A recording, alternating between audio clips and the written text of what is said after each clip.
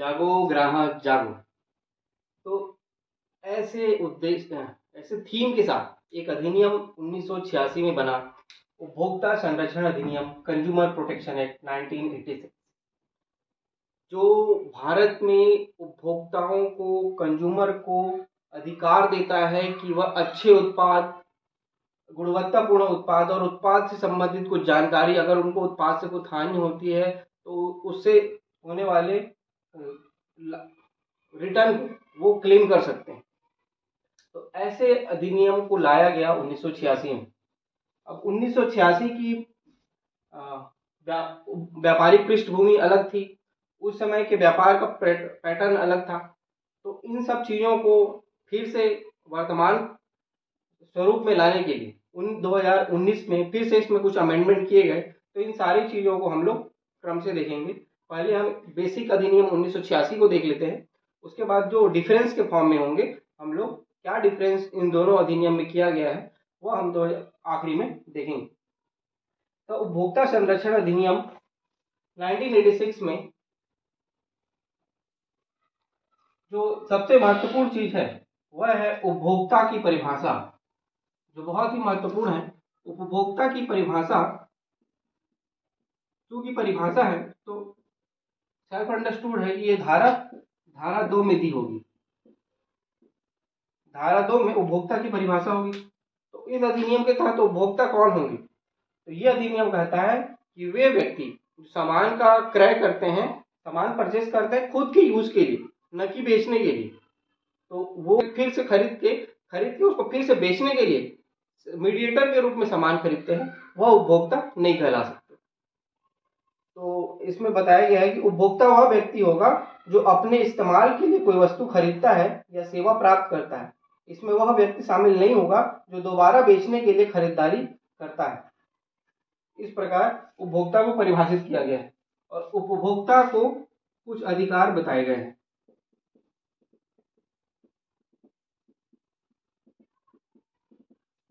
तरीके से उपभोक्ता के कुछ अधिकार बताए गए। उपभोक्ता को सबसे पहले वो जो प्रोडक्ट खरीद रहा है उससे संबंधित जो भी सूचना होगी, उस प्रोडक्ट में क्या क्या सामान मिलाकर बनाया गया है, उस प्रोडक्ट का उद्देश्य क्या है, वो बना कब है, उसकी मैन्युफैक्चरिंग डेट क्या है, उसकी MRP क्या है, ये सब सूचना ग्राहक को प्राप्त होनी चाहिए।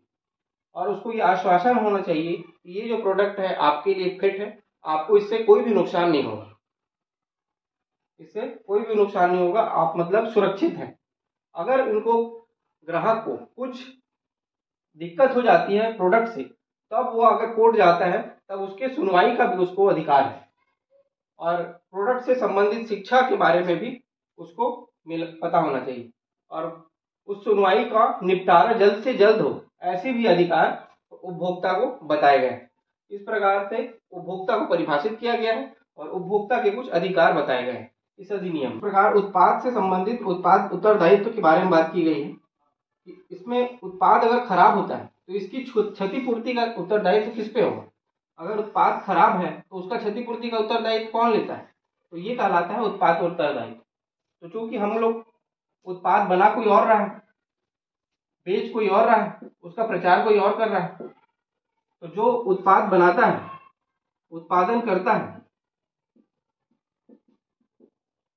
उत्पाद विक्रेता है और उसको उस उत्पाद का जो समर्थक करता है, उस उत्पाद का जो समर्थक है, वह ये तीनों के ऊपर उत्पाद का उत्तरदायित्व होता है कि अगर उत्पाद खराब है तो ये तीनों ही जिम्मेदार ठहराए जाएंगे। यह कहता है उत्पाद उत्तरदायित्व। अधिनियम में उपभोक्ता संरक्षण परिषद, कंज्यूमर प्रोटेक्शन काउंसिल की बात की गई है, जो 3 लेवल पे होगा। 3 लेवल पे कंज्यूमर प्रोटेक्शन काउंसिल की बात की गई है, जो केंद्रीय स्तर पर, राज्य स्तर पर और जिला स्तर पर ये काउंसिल का निर्माण होना है। और ये जो काउंसिल होंगे सिर्फ सलाहकारी होंगे, सलाहकारी भूमिका होगी इनकी। ये कोई बाध्यकारी काम नहीं करेंगे, ये सरकार के लिए कुछ सलाहकारी भूमिका की तरह काम करेंगे कि ये उपभोक्ताओं के हितों का संरक्षण करें, उसको सलाह देंगे कि हमको ये काम करने चाहिए। तो इस तरीके से उपभोक्ता संरक्षण अधिनियम उपभोक्ता संरक्षण परिषद का गठन करता है, जो केंद्रीय स्तर पर, राज्य स्तर पर और जिला स्तर पर गठित किया जाता है। और इससे संबंधित कुछ धाराएं हैं, जैसे केंद्रीय उपभोक्ता संरक्षण परिषद, केंद्रीय उपभोक्ता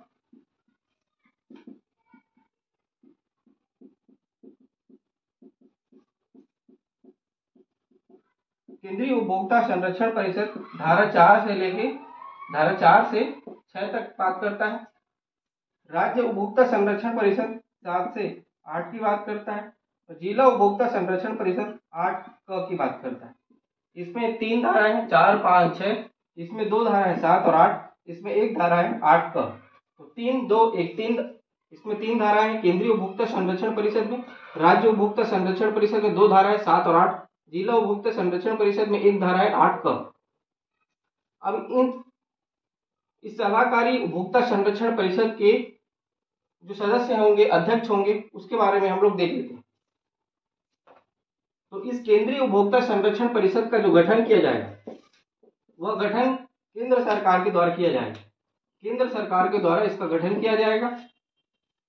इसके जो अध्यक्ष होंगे,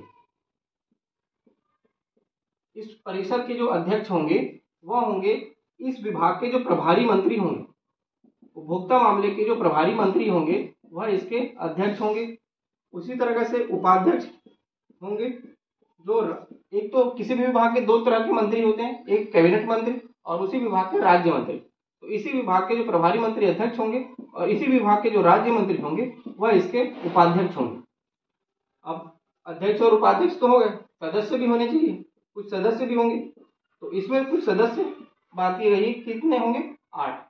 इसमें 8 सदस्य में से 5 लोकसभा से और 3 राज्यसभा से चुने जाएंगे। इस तरीके से 8 सदस्य, एक अध्यक्ष, एक उपाध्यक्ष और कुछ इसमें एक सचिव भी होंगे, जो इस विभाग के जो उपभोक्ता मामले के जो सचिव होंगे, उपभोक्ता मामले के सचिव, इसके भी सचिव होंगे।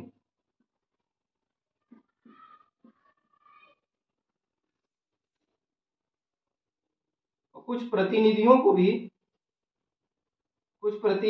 भी इसमें शामिल किया गया है, जो इस विभाग से उपभोक्ता मामले से जुड़े हुए कुछ जानकार होंगे, उनको भी इस परिषद में प्रतिनिधि के रूप में शामिल किया जाएगा। इस तरीके से केंद्रीय उपभोक्ता संरक्षण परिषद का गठन किया जाएगा। तो ये धारा 4 बोलता है। धारा 5 केंद्रीय परिषद के अधिवेशन की बात करता है। धारा 5 केंद्रीय उपभोक्ता संरक्षण परिषद 4 से लेके 6 तक बात करता है। 4 में गठन, 5 में इसके अधिवेशन की बात करता है। 5 इसके अधिवेशन की बात करता है, जो एक बार होगा प्रति वर्ष। एक वर्ष में एक बार इस अधिवेशन की बात करता है।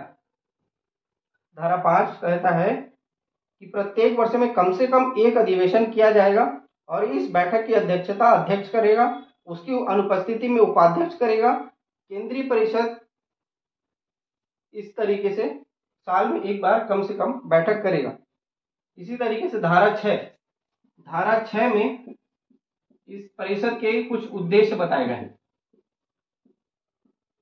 इस प्रकार केंद्रीय उपभोक्ता संरक्षण परिषद, सेंट्रल कंज्यूमर प्रोटेक्शन काउंसिल, धारा 4 से 6 की बात करता है। धारा 4 में इसके गठन की बात करता है, इसके अध्यक्ष होंगे प्रभारी मंत्री। धारा 5 में इसके अधिवेशन की बात करता है, जो कि एक वर्ष में कम से कम एक बार होगा। धारा 6 इसके कुछ उद्देश्यों के बारे में बात करता है। उद्देश्य कुछ और नहीं, कंज्यूमर के हित की बात करेंगे तो आप देख सकते हैं कि क्या उद्देश्य इसमें बताए गए हैं।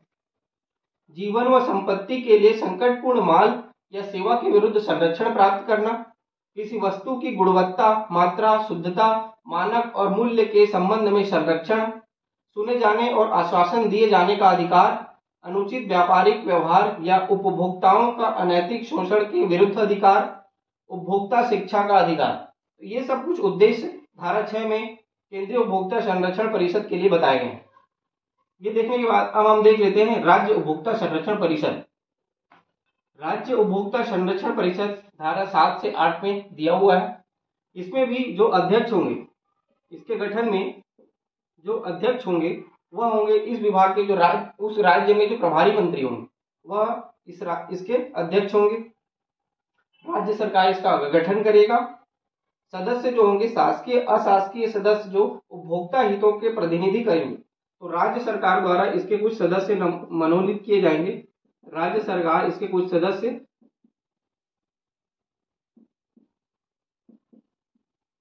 जो इस विभाग से, इस क्षेत्र से जुड़े हुए कुछ नामी गिरामी व्यक्ति होंगे जो जिनको अच्छा पता हो, वह इसके सदस्य होंगे। राज्य सरकार इनको मनोनीत करेगा, चुनेगा। इसके अलावा कुछ मनोनीत सदस्य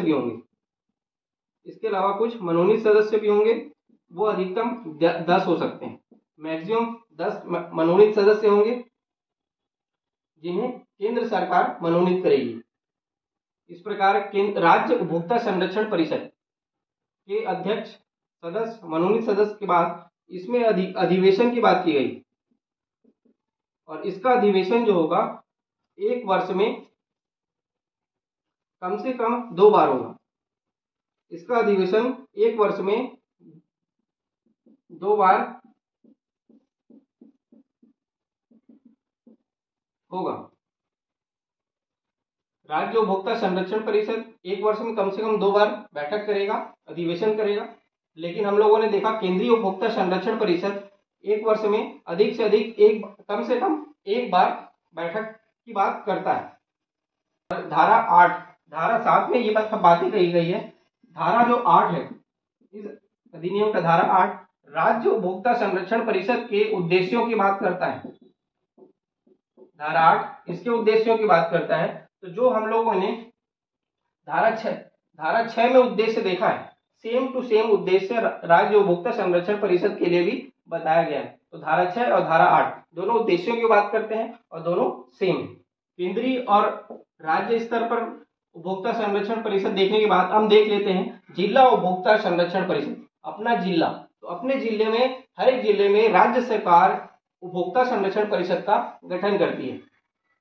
तो इस प्रकार राज्य सरकार करेगी। अब इस परिषद का कुछ अध्यक्ष होंगे। अब जिले में कौन होंगे? अब हम लोगों ने देखा इस सारे स्तर पे जो राजनीतिक प्रमुख हैं वही इसके अध्यक्ष होते थे, लेकिन जिले के स्तर पर राजनीतिक प्रमुख न होकर कलेक्टर इसके अध्यक्ष होते हैं। और इसके कुछ सदस्य जो होंगे वह राज्य सरकार इस क्षेत्र से जुड़े कुछ लोगों को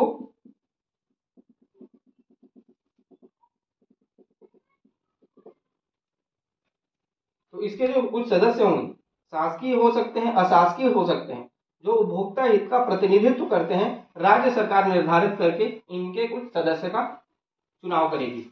इस प्रकार 3 स्तर पे जिला उपभोक्ता संरक्षण परिषद की बात हम लोगों ने देखा। और धारा 7 से लेके 8, धारा कहां से शुरू हुआ था? 5, 4 धारा 4 से लेके 6 तक, 7 से लेके 8 तक और 8 का ये 3 स्तर के उपभोक्ता संरक्षण परिषद सलाहकारी भूमिका वाले एक परिषद की बात हम लोगों ने देखा। तब लेकिन अगर कोई कंज्यूमर है, उसके हितों का अवहेलना किया गया, उसके राइट्स वायलेट किए गए, तब वह ग्राहक जागो तो बोल दिया गया। ग्राहक अगर जाग गया और उसकी शिकायत करने चला गया तो वह ये शिकायत ये उपभोक्ता संरक्षण परिषद पे नहीं करेंगे, तो वो शिकायत करने के लिए एक अलग से व्यवस्था की गई है, जिसे उपभोक्ता फोरम की आम बोलचाल की भाषा में उपभोक्ता फोरम बोल दिया जाता है। तो अध्याय 3 जो होता है, अध्याय 3 इसी तरह से उपभोक्ता विवाद प्रतितोष अभिकरण, उपभोक्ता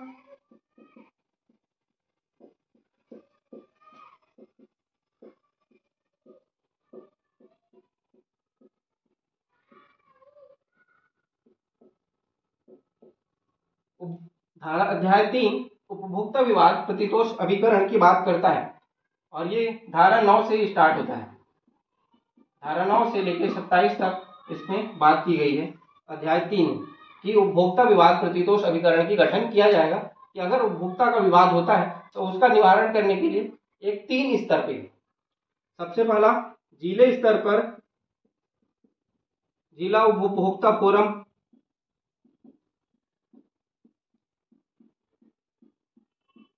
जिले स्तर पर जिला उपभोक्ता फोरम, राज्य स्तर पर राज्य उपभोक्ता फोरम,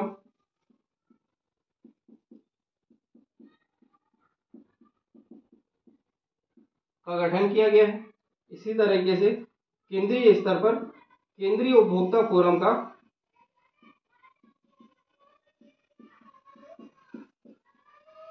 गठन किया गया है। अब हम लोग देखते हैं कि इन लोग ये 3 स्तर पर क्यों किया गया है, और अगर हमको किसी वस्तु पे शिकायत होती है तब हम किस वस्तु के लिए किस स्तर पर जा सकते हैं। अब ये स्पष्ट रूप से इस अधिनियम में डिवाइड कर दिया गया है।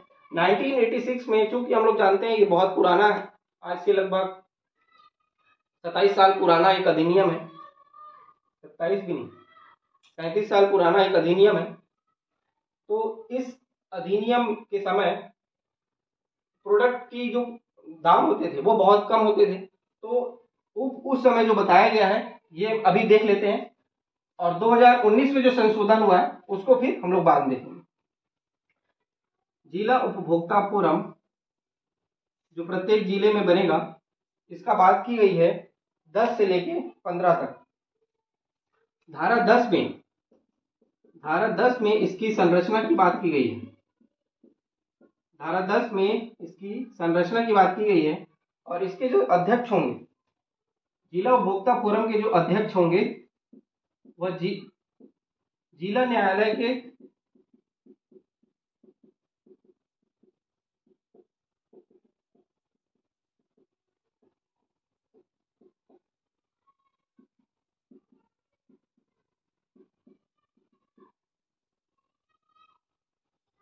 इसके जो अध्यक्ष होंगे वह जिला न्यायालय के न्यायाधीश डिस्ट्रिक्ट जज होंगे,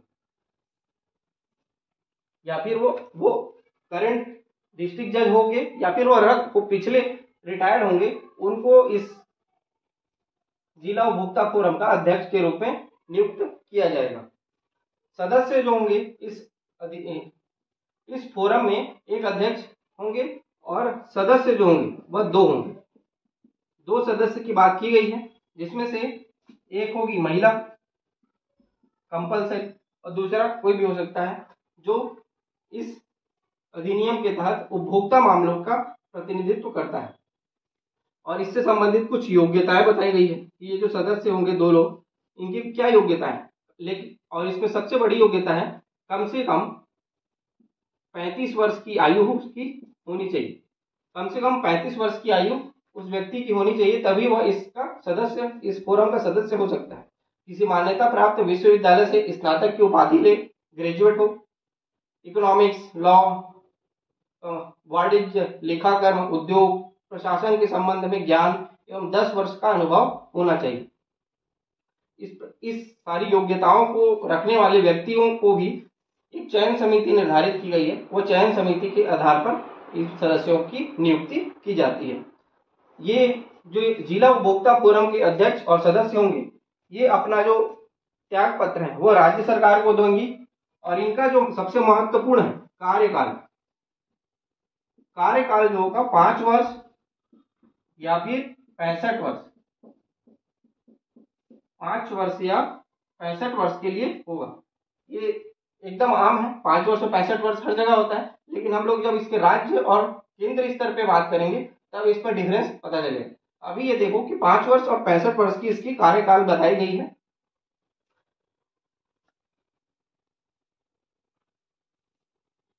इस तरीके से जिला उपभोक्ता फोरम का गठन धारा 10 में इसकी संरचना की बात की जाती है। धारा 11 में इसकी अधिकारिता की बात की गई कि धारा 11 अधिकारिता की बात करता है, ज्यूरिसडिक्शन की बात करता है कि कितने रुपए तक के आपको हानि हुई है, उपभोक्ता को कितने रुपए का नुकसान हुआ है, तब वह जिला उपभोक्ता फोरम में आ सकता है। 1986 के अधिनियम के तहत 20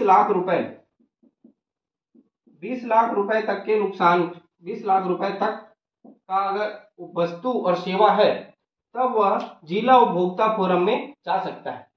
लेकिन 2019 के जो अमेंडमेंट है इसमें ये बढ़ाकर 1 करोड़ रुपए कर दिया गया है। 1 करोड़ रुपए तक के नुकसान के लिए वह जिला उपभोक्ता फोरम में जा सकता है। तब ये दोनों डिफरेंस महत्वपूर्ण है।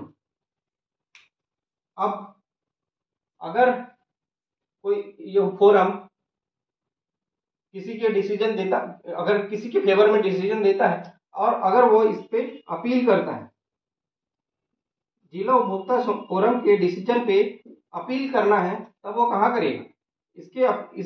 ये अपील करेगा, धारा 15 में इसकी बात की गई है।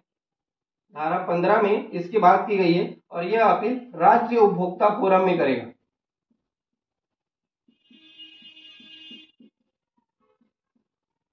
राज्य उपभोक्ता फोरम में ये इसकी अपील करेगा। इस तरीके से जिला उपभोक्ता फोरम बताया गया है। सबसे महत्वपूर्ण है इसकी धारा 10 की संरचना, जिसमें डिस्ट्रिक्ट जज इसके अध्यक्ष होंगे। धारा 11 में इसकी अधिकारिता बताई गई है। 1986 में 20 लाख रुपए तक, 2019 में 1 करोड़ रुपए तक का अधिकारिता है और इस पे डिसीजन के ऊपर धारा 15 में अपील राज्य उपभोक्ता फोरम में किया जा सकता है। जिला उपभोक्ता फोरम के बाद राज्य उपभोक्ता फोरम धारा 16 से 19 की बात करता है। 10 से 15 जिला उपभोक्ता फोरम, 16 से 19 राज्य उपभोक्ता फोरम बताया गया है। धारा 16 में सबसे महत्वपूर्ण बताया गया है धारा 16। धारा 16 में इसकी संरचना की बात की गई। धारा 16 इसकी संरचना की बात करता है। धारा 16 इसकी संरचना की बात करता है और इसके जो अध्यक्ष होंगे, राज्य उपभोक्ता फोरम के जो अध्यक्ष होंगे वह होंगे उच्च न्यायालय, हाई कोर्ट के जो न्यायाधीश होंगे, हाई कोर्ट के न्यायाधीश इसके अध्यक्ष होंगे। जिले में सबसे बड़ा न्यायिक पदाधिकारी कौन होता है? डिस्ट्रिक्ट जज। राज्य में सबसे बड़ा न्यायिक पदाधिकारी कहाँ पे होते हैं? हाई कोर्ट में। तो हाई कोर्ट के जो न्यायाधीश होंगे वह इसके अध्यक्ष होंगे। इसी प्रकार से इसके सदस्य कौन होंगे? इसके भी सदस्य 2 होंगे, जिसमें से एक महिला कंपलसरी, एक महिला कंपलसरी है, दूसरा कोई और हो सकता है। त्याग पत्र राज्य सरकार को सौंपेंगे ये।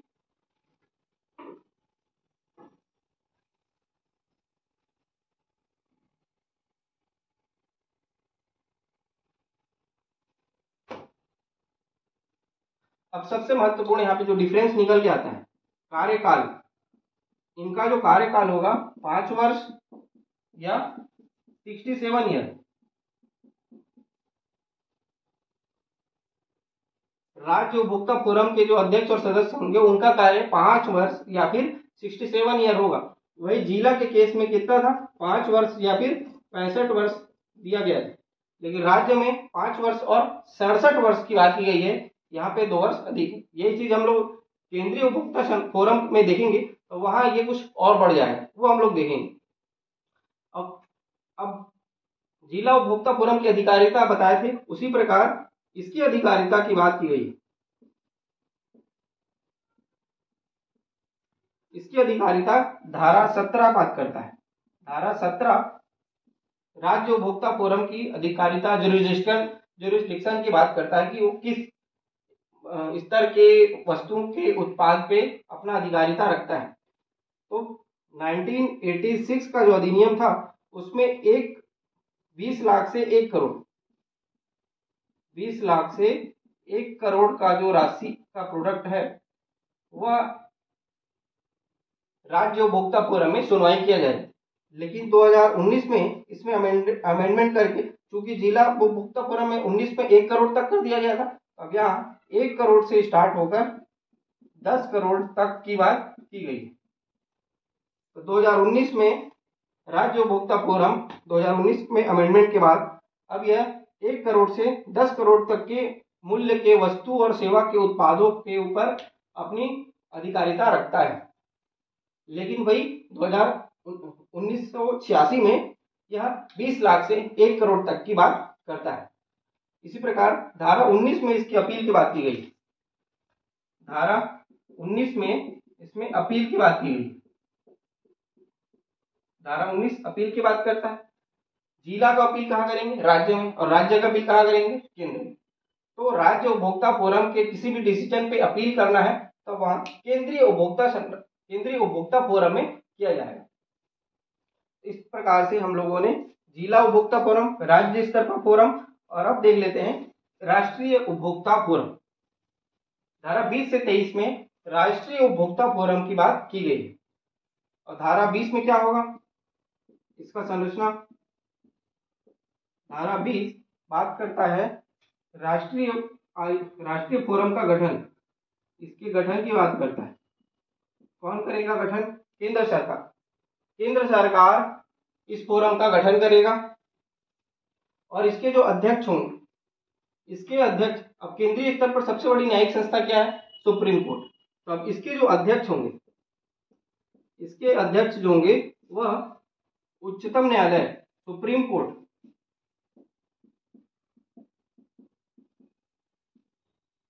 के न्यायाधीश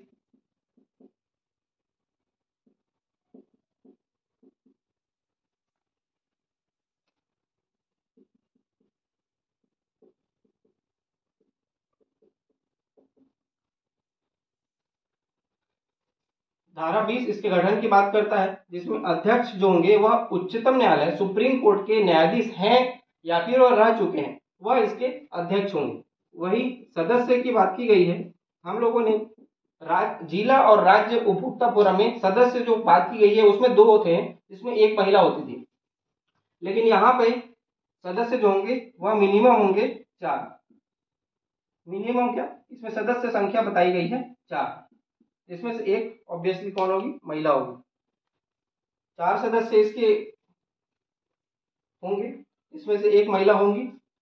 और ये त्याग पत्र केंद्र सरकार को देंगे। इनका जो ये त्याग पत्र कहाँ देंगे? केंद्र सरकार को। और इसमें अब हम लोग सबसे महत्वपूर्ण आते हैं कार्यकाल।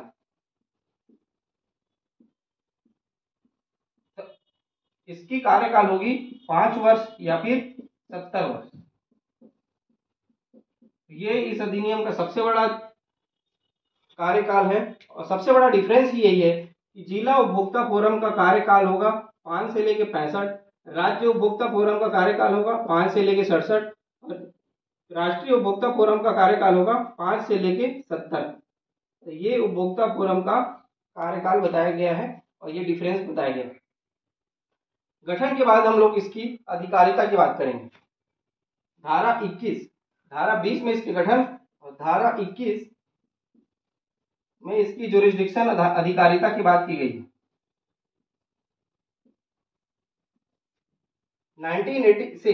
1986 में जिला के लिए 20 लाख, राज्य के लिए 1 करोड़ तक और राष्ट्रीय स्तर पे के लिए 1 करोड़ से अधिक के मामलों के लिए इसकी अधिकारिता बताई गई थी। 1 करोड़ से अधिक, 1 करोड़ से अधिक के वस्तुओं के लिए इसकी अधिकारिता बताई गई है। वही चीज 2019 में इसमें अमेंडमेंट करके अब राज्य का 10 करोड़ तक हो गया है। तो ये 10 करोड़ से ऊपर के वस्तुओं सेवाओं के मूल्य का अधिकारिता रखता है। इस प्रकार से धारा 20 गठन, धारा 21 इसके अधिकारिता की बात करता है। और ये अब अगर राष्ट्रीय उपभोक्ता फोरम के भी डिसीजन पे आपको अपील करना है तो धारा 23 इसकी व्यवस्था करता है। धारा 23 इसके अपील की व्यवस्था करता है। और आप ये अपील कहाँ करेंगे? सबसे बड़े न्यायालय, देश के सबसे बड़े न्यायालय में इसकी अपील की जाएगी और सुप्रीम कोर्ट में इसका ट्रायल चलेगा और इसका अपील आप सीधे सीधे सुप्रीम कोर्ट में करेंगे। तो धारा 20 इसके गठन, धारा 21 इसकी अधिकारिता और धारा 23 में अपील की बात करता है। और इसमें अपील की बात करें तो आप सीधे सुप्रीम कोर्ट में इस डिसीजन के विरुद्ध आप अपील कर सकते हैं और 30 दिन के भीतर आपको ये करना होगा। इस प्रकार से जिला, राज्य और राष्ट्रीय स्तर पे उपभोक्ता फोरम की बात की गई है। इस उपभोक्ता फोरम के कुछ कार्य भी बताए गए हैं जो नोट्स में अच्छे से लिखा हुआ है वो आपको पढ़ना है। जिला उपभोक्ता फोरम की धारा में बताया था, जिला उपभोक्ता फोरम का जो धारा है 10 से लेके 15 तक बताया था। तो इसमें से 10 में धारा 10 में इसके गठन की बात की गई है और धारा 11 में इसकी अधिकारिता की बात की गई और धारा 15 में अपील। धारा 10 में गठन, धारा 11 में अधिकारिता, धारा 15 में अपील, 3 धारा में बात की गई। तो हम लोग का धारा छूट गया था धारा 12 छूटा हुआ है। धारा 12 बोलता है आवेदन या शिकायत करने की प्रक्रिया क्या है। आवेदन या फिर शिकायत करना है आपको, तो ये बात करता है धारा 12। धारा 12 बोलता है कि शिकायत कौन कर सकता है। शिकायत उपभोक्ता स्वयं कर सकता है जिसको नुकसान हुआ है, उपभोक्ता का एक समूह कर सकता है, कोई भी एनजीओ या फिर सेल्फ हेल्प ग्रुप भी कर सकता है, केंद्र सरकार या फिर राज्य सरकार भी स्वयं किसी वस्तु के उत्पाद पे शिकायत दर्ज कर सकते हैं। ये बात करता है धारा 12। और आवेदन कहाँ करना है। उपभोक्ता विवाद प्रतितोष प्राधिकरण, उपभोक्ता विवाद प्रतितोष जो अध्याय 3 में धारा 9 में बताया गया है कि 3 स्तर पे, जिला, राज्य और केंद्र स्तर पे शिकायत आपको करना है। 20 लाख तक होगा तो आपको कहाँ करना है, 3 स्तर पर बताया गया है। जिला, कहाँ पे कर सकते हैं, जिला, राज्य या फिर केंद्र, 3 स्तर पर आप शिकायत कर सकते हैं। जिसके बाद धारा अध्याय 3 धारा 9 में बताई गई है और जिला उपभोक्ता फोरम धारा 10 से 15, राज्य उपभोक्ता फोरम और केंद्र उपभोक्ता फोरम में बताया गया है। तो 1986 के तहत इसमें 20 लाख तक का, इसमें से 1 करोड़ तक का और इसमें 1 करोड़ से प्लस है तो आप यहाँ पे कंप्लेन शिकायत दर्ज कर सकते हैं। वही चीज 2019 बात करता है 1 करोड़ तक का, 1 से 10 करोड़ तक का, 10 करोड़ से प्लस हो तो आप केंद्रीय राष्ट्रीय स्तर के उपभोक्ता फोरम में आप शिकायत कर सकते हैं। इस तरीके से धारा 12 आवेदन या शिकायत की प्रक्रिया की बात करता है। आवेदन कैसे किया जा सकता है। आवेदन सादे कागज में किया जा सकता है और उस कागज में आप जिसकी शिकायत कर रहे हैं उस विपक्षी गण का पता, नाम आपको शिकायत पत्र में लिखना होगा। शिकायत से संबंधित दस्तावेज भी आपको साथ में संलग्न करना होगा। इसके लिए जो विहित शुल्क निर्धारित किया होगा सरकार ने वो आपको साथ में देना होगा। आपने धारा 12 के तहत शिकायत तो कर दिया तो इसका निपटारा, इसके निपटारे के बाद धारा 13 बोलता है। धारा 12 में आपने शिकायत किया, धारा 13 इसके शिकायत के निपटारे की बात करता है।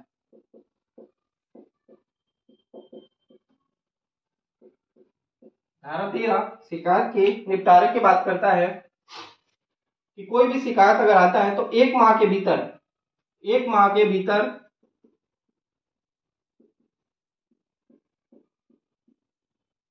आपको इसके शिकायत का निवारण करना है, ये धारा 13 बोलता है। लेकिन विशेष परिस्थिति में इसमें 15 दिन की बढ़ोतरी की जाती है और 45 दिन के अंदर विशेष परिस्थिति में आपको इसका निवारण करना है। लेकिन अगर कोई वस्तु शिकायत पे आई है और उसका लैब में टेस्ट होने के लिए चला गया, जैसे मैगी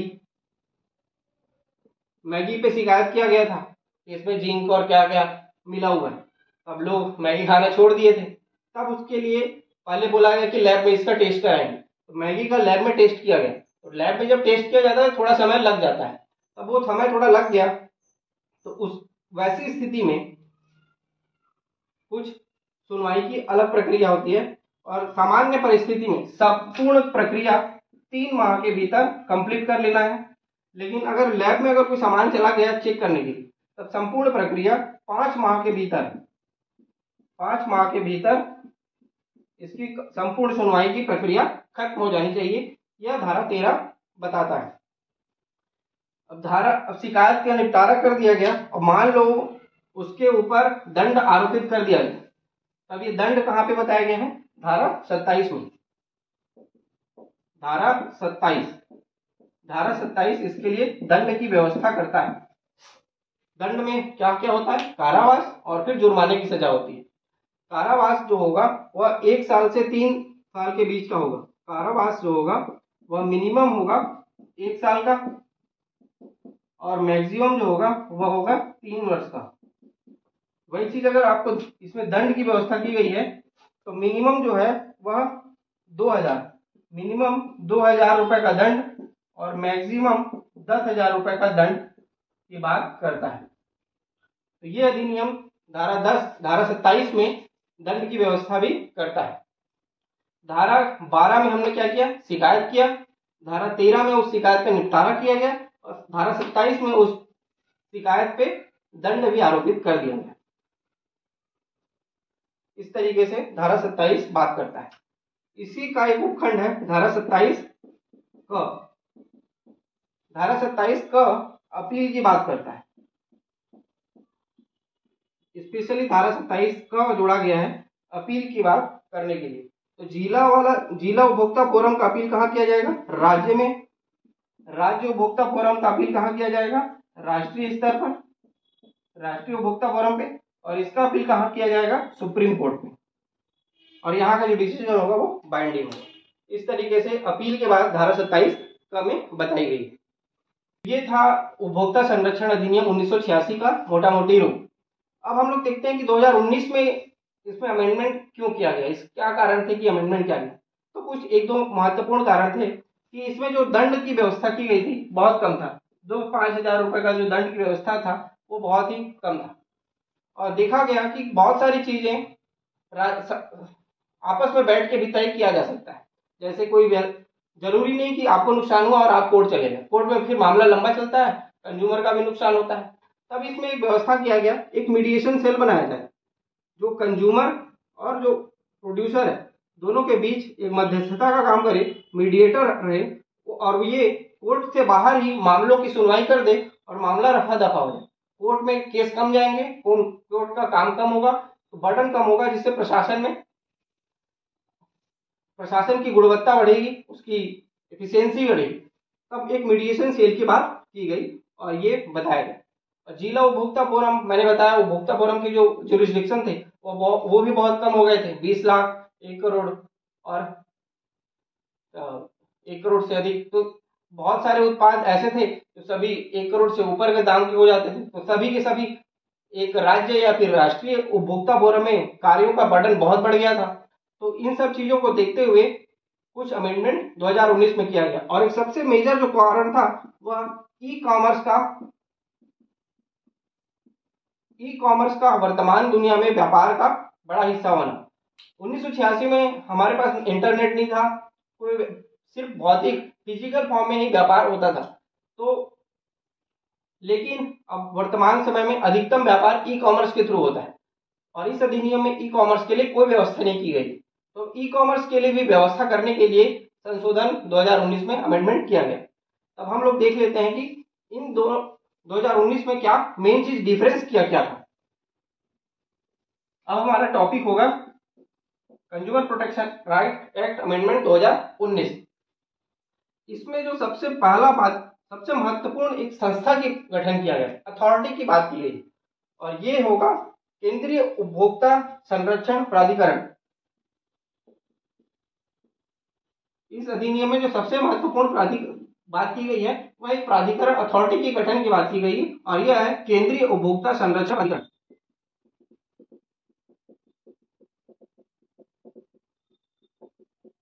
केंद्रीय उपभोक्ता संरक्षण प्राधिकरण की बात इस अधिनियम में की गई है। Central consumer protection authority, CCPA, short में इसको सीसीपीए भी बोला जाता है। सेंट्रल कंज्यूमर प्रोटेक्शन अथॉरिटी का गठन की बात की गई है और यह अथॉरिटी उपभोक्ताओं के हितों का संरक्षण करने के लिए बनाया गया है।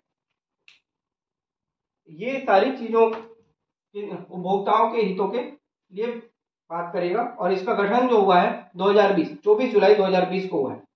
और इसमें नवीनतम अधिनियम में केंद्रीय स्तर पर प्राधिकरण का गठन किया जाएगा और इसके जो कुछ काम है वह है शिकायतों की जांच करना,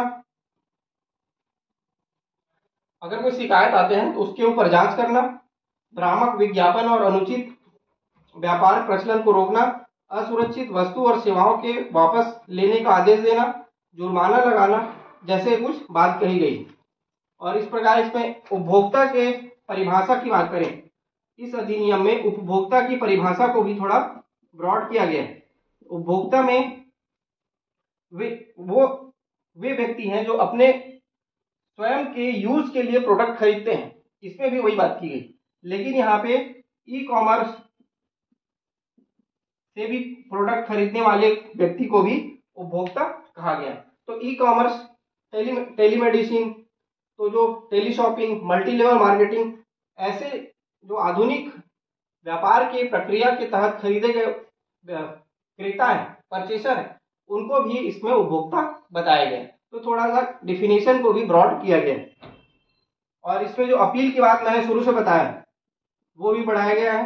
जिला उपभोक्ता फोरम के लिए 1 करोड़ तक, राज्य के लिए 10 करोड़ तक, और उसके राष्ट्रीय के लिए 10 करोड़ से ऊपर तक।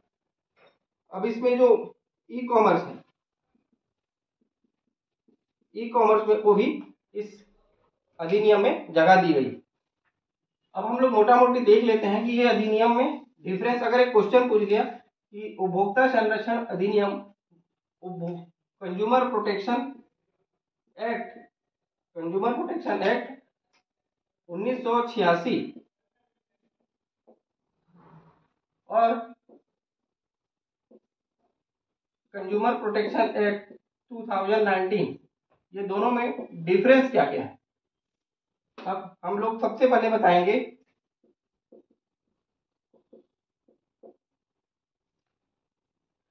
इसमें पहला टॉपिक होगा वो नियामक, रेगुलेटर। इसमें जो रेगुलेटर होंगे, इस अधिनियम में नियामक, रेगुलेटर के रूप में कोई व्यवस्था नहीं था, कोई प्रावधान नहीं था। और इसमें central consumer protection authority, central consumer protection authority की बात की गई है, जो राष्ट्रीय स्तर पर गठन किया जाएगा और ये उपभोक्ताओं के हितों का संरक्षण करेगा। और नियामक के रूप में, रेगुलेटर के रूप में इसमें स्थापना की बात किया गया है। कंज्यूमर कोर्ट दूसरा है, कंज्यूमर कोर्ट,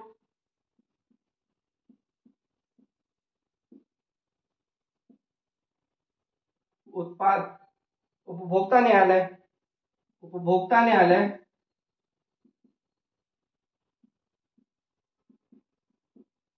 कंज्यूमर कोर्ट, उपभोक्ता न्यायालय की बात की गई है। तब यहाँ पर 1986 में आप शिकायत वहीं कर सकते हैं जहां विक्रेता का ऑफिस है, जहां विक्रेता रहता है, आप वहीं के कंज्यूमर कोर्ट में आप शिकायत कर सकते हैं। लेकिन 2019 में कंज्यूमर को और राइट दिए गए और इसमें बताया गया कि जहां कंज्यूमर रहता है,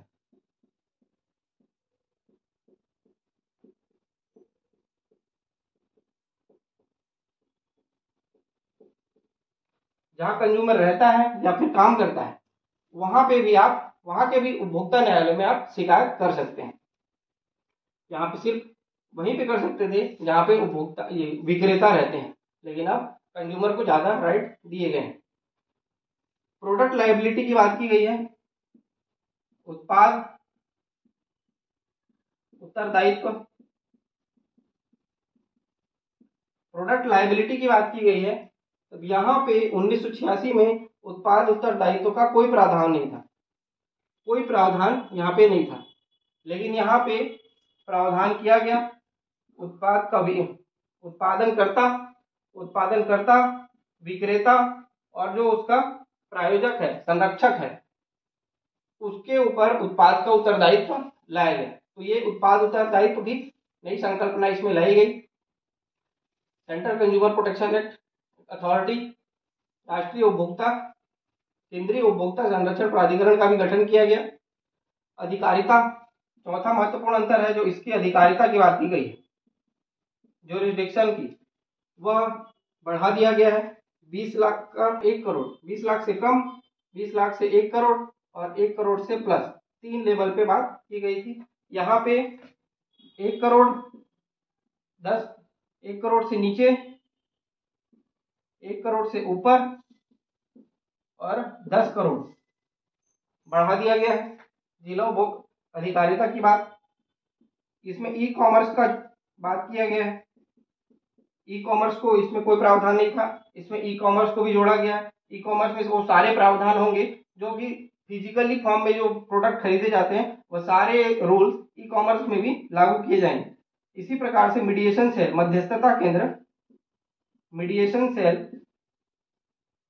की, इसमें कोई प्रावधान नहीं था। अब इसमें एक नया मीडिएशन सेल की बात की गई है, जो मध्यस्थता करेंगे और उत्पाद के जो विवाद होंगे वह कोर्ट से बाहर ही निपटा लिए जाएंगे। इस प्रकार से हम लोगों ने डिफरेंस के फॉर्म में अधिनियम के अमेंडमेंट को भी देखा।